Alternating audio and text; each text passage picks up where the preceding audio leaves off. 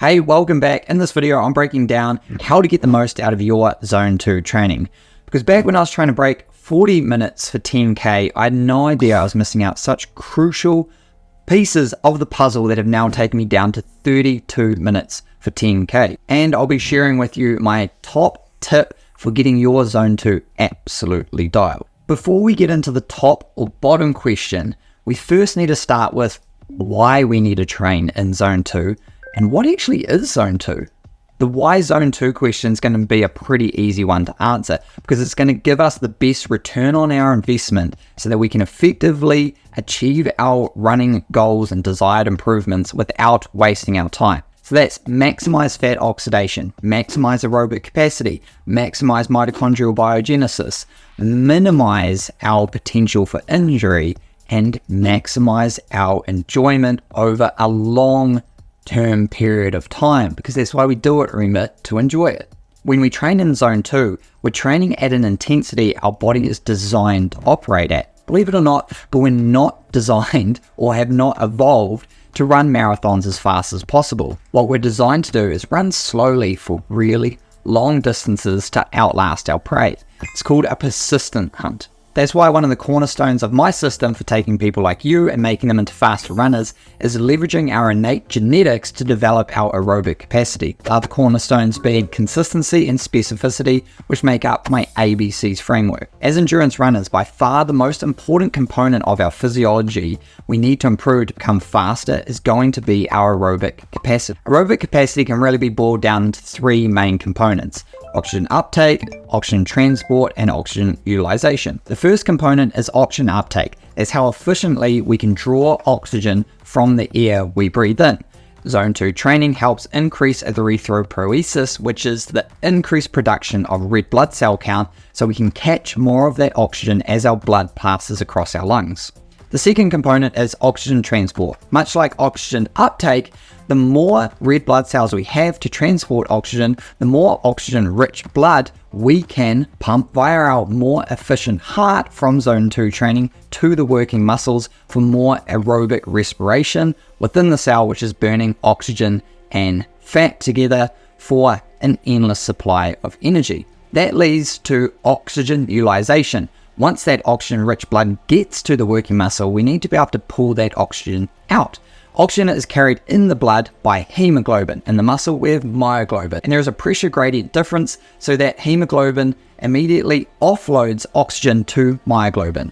The more Zone 2 training we have, the better stimulus we have for generating the production of more myoglobin, along with more mitochondria, for which the electron transport chain, the TCA, Krebs cycle, is housed, where we can produce as much energy as possible in the form of ATP, so that we have endless supplies of ATP for muscular contractions, so that we can go for faster and longer because of our improved aerobic capacity.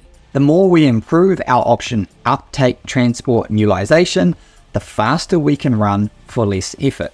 Zone 2 gives us a guide to our individual optimal training zone. Note how I say guide, because that leads us to our second question of what actually is Zone 2. My Zone 2 is 75 to 88% of your lactate threshold. Garmin's Zone 2 is 70 to 80%. But their Zone 3, which they call aerobic zone, is 80 to 90%. But no one considers Zone 3 aerobic. And then Strava's Zone 2 is 65 to 80% of your maximal heart rate.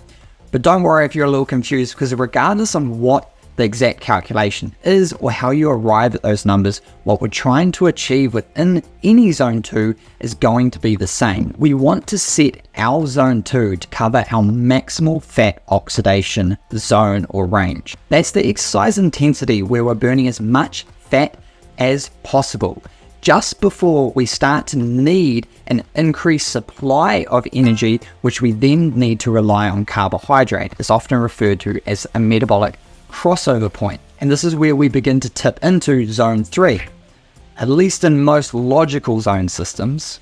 Okay, so back to the main question.